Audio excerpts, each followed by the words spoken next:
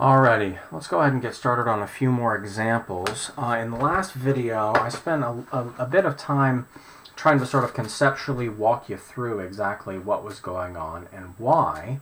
In this one, let's just go ahead and hit the ground running, and let's run through as many examples as we can get through, and then we'll go ahead and call it quits and then get on to the next video. Let's go ahead and start with a rational function, x squared plus 1 over x squared minus 1. Okay. Now, we know that that is a rational function, and we should know that that has two asymptotes, at x is equal to 1 and x is equal to negative 1. And we actually have to take that into account when we start making sign charts, because just like when we dealt with rational functions back in Algebra 2 and Pre-Cal, and we said, okay, well, where does the output of a rational function change from positive to negative? Well, it changes from positive to negative at a 0 or at an asymptote. And on the rare occasion, it can change from positive to negative if you happen to have a removable discontinuity on the x-axis where a x-intercept would have happened. But that's a rare case. We don't even really need to talk about it. But basically what happens is that you know that f changes sign from positive to negative or negative to positive, where this function has either zeros or asymptotes. Well, you're not going to have zeros. That numerator is always positive, right? Because x squared is non-negative, and non-negative plus 1 is always positive. And you can gain some knowledge by looking at this in a couple of different ways. You can factor that denominator, which is of course where I got my asymptotes. You could have instead talked about it like this, right? So instead of plus 1, you do plus 2 minus 1. And then, of course, that's going to be 1 plus 2 over x squared minus 1. Now, that might be helpful, mainly in terms of differentiation, because you can actually then rewrite it like that and just use the chain rule when you're differentiating. It doesn't really matter, okay? What matters is just doing it correctly. I'd rather go ahead and use the quotient rule, despite the fact that we have this in front of us. So let's go ahead and do f prime of x. I know that that's the bottom times the derivative of the top, okay, minus the top, and I can go ahead and suspect that there's going to be a little bit of cancellation in here because of sort of the near symmetry of the numerator and denominator. And of course the denominator is squared. Now I know that this is going to be 2x cubed once this 2x is distributed, and I know this is going to be negative 2x cubed once the 2x is distributed. So let's ignore both of those, and we're going to get negative 2x and negative 2x. So that's negative 4x over x squared minus 1 squared. Okay? Well, you would have gotten the same thing had you differentiated from here, because that 1, of course, would have fallen out, and you would have gotten negative 2 x squared minus 1 to the negative 2, and then by chain rule you would have had the 2x out there. Okay? So you would have gotten here either way. Now, where is this derivative function either 0 or undefined? Well, where it's undefined, the original function is undefined. So you're not going to have anything significant there, because you can't have critical values where the original function doesn't even exist. So since the derivative function has the same discontinuities as the original function, we don't count x is equal to 1 and x is equal to negative 1 as critical values, okay? Because they have to be in the domain in order to be critical values. The only place that we're really looking for is where f prime is equal to 0, and obviously the critical value here is x is equal to 0. Okay? Well, let's go ahead and take a look at that. We know that our domain is carved up like this.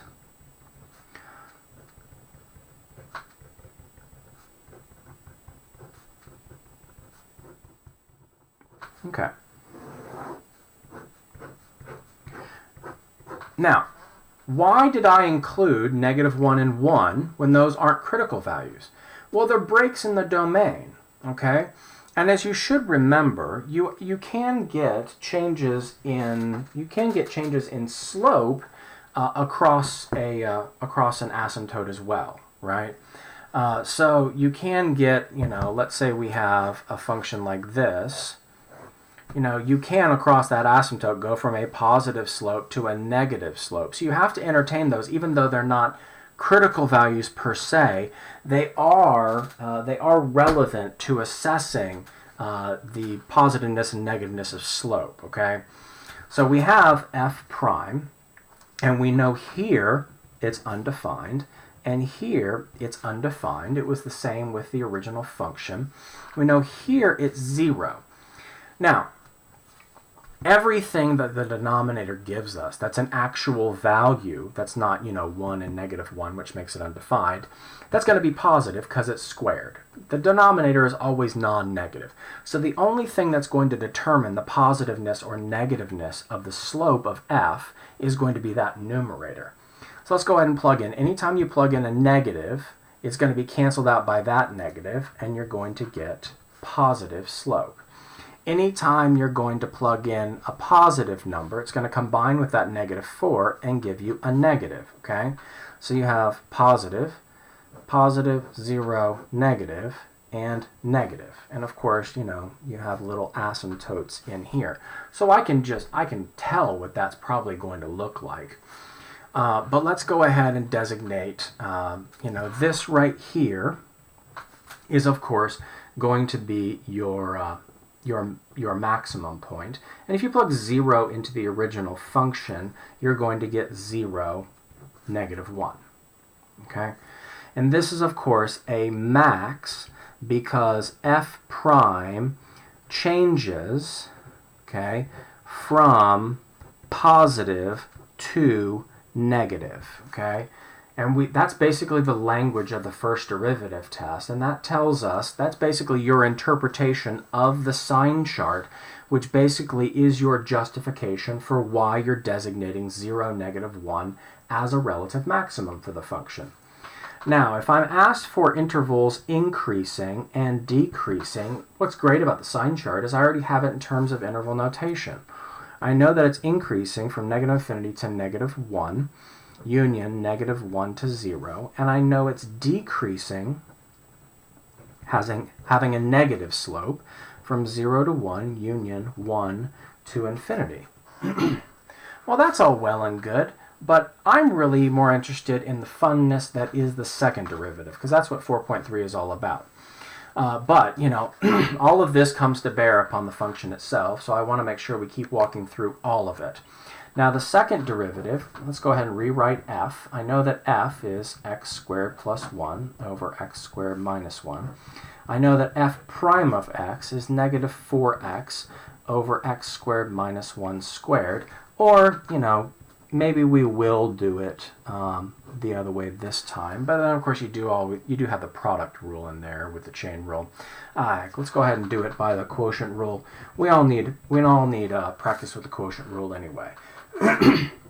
So we have x squared minus 1 squared, which is the bottom, times the derivative of the top, minus the top, times the derivative of the bottom, and the derivative of the bottom is 2 times x squared minus 1 to the first, times 2x, all of that over x squared minus 1 to the fourth. Well, if you'll notice, there's two terms in the numerator, this big thing and this big thing. They both have an x squared minus 1, so I can basically cross 1 out here, reduce that from a power of 2 to a power of 1, and reduce this from a power of 4 to a power of 3. At which point I'm going to get -4x squared plus 4. Let's go ahead and take both of these negatives and just have them cancel each other out so we don't have to fool with it. And I have 4x times 2 times 2x, or 16x squared. Okay? That's plus 16x squared over x squared minus 1 cubed, or 4 plus 12x squared, all of that over x squared minus 1 cubed. Now, what does this tell us? Well, first of all, the only critical values you're going to get from the denominator, like we've already said with the first derivative, are going to be points of discontinuity on the original function. So they don't qualify as actual They don't qualify as actual critical values, though I do need to put them in my sign chart. And the numerator is going to be always positive, so you're not going to get any unique values there. Okay, so basically I'm going to populate a sign chart just with my points, or my values, not points really, my values of discontinuity. By the way, I've actually heard of some teachers referring to them, even though they're not in the domain, as critical values. It's really, the prerogative of the teacher. I don't think it makes sense to call them critical values of the second derivative, or what I usually refer to as potential points of inflection, when they're not even in the domain. But whatever, okay?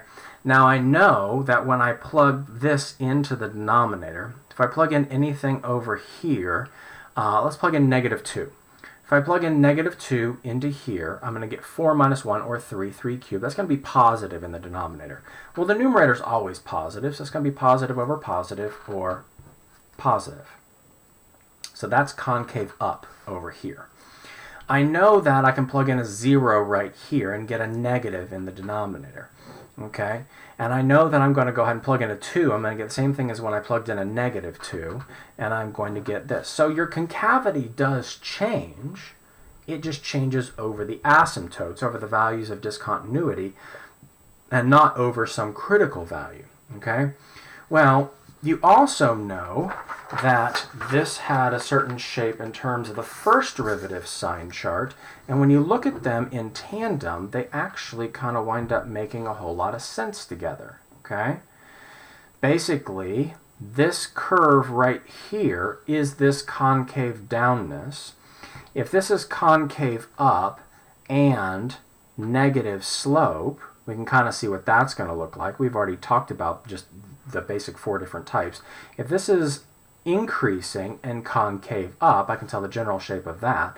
So I ought to know, just from basically these two sign charts and the intervals that are in here, what this function really looks like. Well, let's go ahead and go back to here, and let's round this out. You say that there are no points of inflection, because they'd actually have to be a point in order to be a point of inflection, and the only place where the concavity changes isn't even on the function, right? It's a point of discontinuity. But we know that it is concave up on -infinity to -1, union 1 to infinity, and it's concave down from -1 to 1, okay? Well, you're kind of sitting there thinking to yourself, well, what does this thing look like? I think I have a general idea, but I'd really like to see it. Well, I'm so glad you asked. Let's go ahead and open up the grapher. Let's go ahead and do x squared, now plus 1. Okay, come on. Spinning, spinning, spinning, spinning. Okay, if this doesn't work here shortly, let's go ahead and cancel it out.